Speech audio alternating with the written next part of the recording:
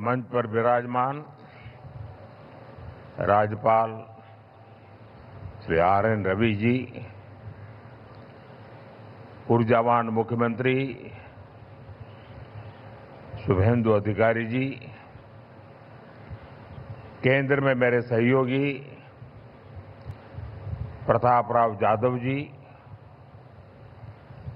अन्य सभी महानुभाव, यहां कोलकाता में जुटे सभी प्रतिभागी, देश विदेश में योग से जुड़ रहे सभी साथी और मेरे प्यारे देशवासियों,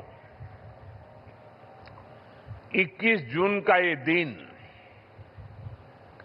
पृथ्वी के कुछ भूभाग पर साल में सबसे लंबी अवधि का दिन होता है और अंतर्राष्ट्रीय योग दिवस के कारण 21 जून का ये दिन विश्व के सबसे बड़े सामूहिक उत्सव का दिन भी बन गया है। विश्व के अलग अलग हिस्सों से योग की एक से एक अद्भुत तस्वीरें आ रही हैं। भारत में हिमालय से लेकर हिंद महासागर तक, पूर्वोत्तर और पूरब में बंगाल से लेकर पश्चिम में सौराष्ट्र तक पूरा देश योग की ऊर्जा से, चैतन्य से भरा हुआ नजर आ रहा है।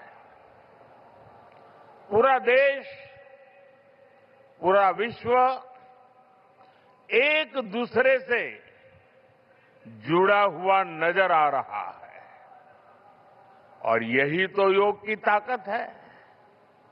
योग सबको जोड़ता है, योग सबको साथ लाता है।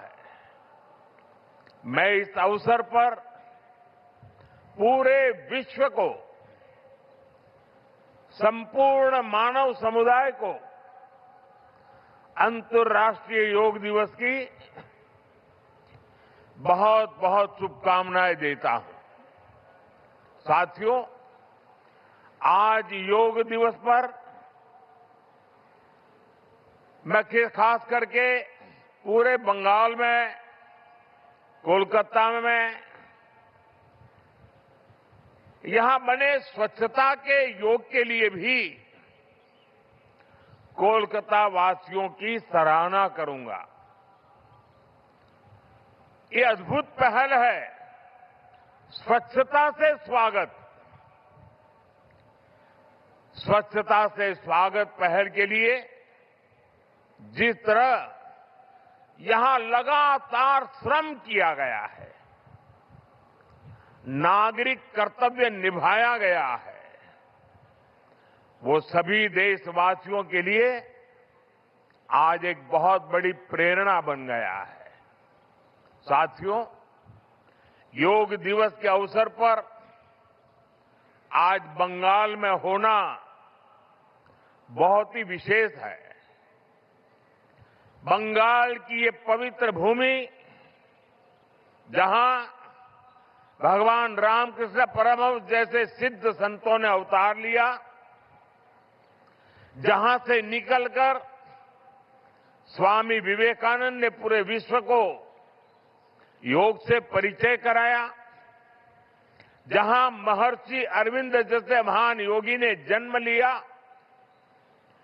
लाहिड़ी महाशय जैसे महान योगियों ने जहां योग परंपरा को नई ऊंचाइयों तक पहुंचाया, आज उसी धरती पर सामूहिक योग का अनुभव एक अलग आध्यात्मिक अनुभूति दे रहा है।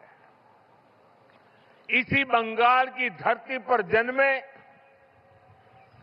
गुरुदेव रविन्द्रनाथ ठाकुर का मानना था कि मनुष्य की पहचान अलग अलग रहने में नहीं, बल्कि अपने आसपास की दुनिया से जुड़ने में है। यही जुड़ाव योग का मूल भाव है। महर्षि अरविंद भी कहते थे, हमारा पूरा जीवन योग है, चाहे हमें इसका बोध हो या न हो। योग जब स्वभाव में आता है तो वो मानवीय एकता का आधार बन जाता है। साथियों, योग केवल शारीरिक श्रम का साधन नहीं है। योग किसी एक आयु वर्ग के लिए सीमित भी नहीं है। भारत में हम जानते हैं और देखते आए हैं, योग मानव के जीवन का चेतना के साथ, ऊर्जा के साथ एक प्रकाश भी है। इसलिए इस वर्ष अंतर्राष्ट्रीय योग दिवस की थीम रखी गई है, योगा फॉर हेल्दी एजिंग। उम्र बढ़ने पर भी हम स्वस्थ रह सकते हैं, हम ऊर्जावान और सक्रिय रह सकते हैं। योग हमें इसके लिए मार्ग दिखाता है। Friends, when we speak of yoga for healthy aging, it means that we can work to ensure that age does not reduce human potential. Yoga can help human life to aspire for constant growth. Our target must be to be more flexible at 40 than we were at 20. Our target must be to be more energetic at 50 than we were at 30. Our target must be to be more resistant to lifestyle disease at 70 than we were at 50. This is where yoga can help us. It helps us tune our bodies to be flexible. It keeps our energy level high. It also helps us maintain a calm, stress-free life and help to keep lifestyle disease away. Moreover, with regular practice, yoga teaches us to remain lifelong learners of our own bodies and minds. The more we know about ourselves, the better we can manage ourselves. That is why yoga for healthy aging, this theme must be seen as one for people of all ages, not just for the elderly. साथियों, गीता में भगवान कृष्ण ने योग के विषय में कहा है, युक्त आहार विहारस्य युक्त चेष्टस्य कर्मसु युक्त स्वप्न अवबोधस्य योगो भवति दुःखः।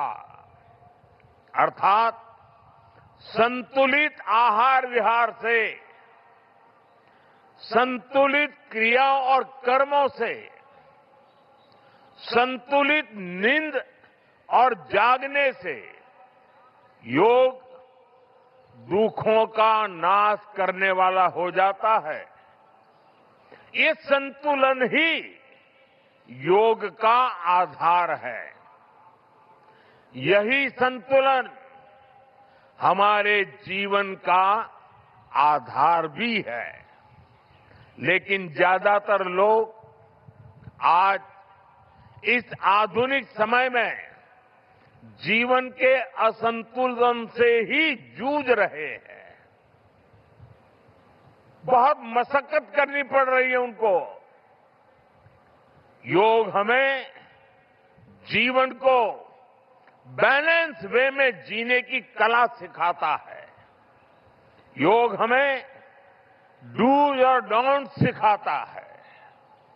और जब हम हमारे शरीर को सही ढंग से चलाना सीख लेते हैं तो स्वास्थ्य हमारा स्वभाव बन जाता है। साथियों, योग केवल हमारे शारीरिक स्वास्थ्य पर ही फोकस नहीं करता। योग मानसिक स्वास्थ्य से शारीरिक स्वास्थ्य का मार्ग दिखाता है। इसलिए योग के विषय में युक्त चेष्टस्य कर्मसु कहा गया है। यानी हमें क्या करना चाहिए, क्या नहीं करना चाहिए, इसका बोध।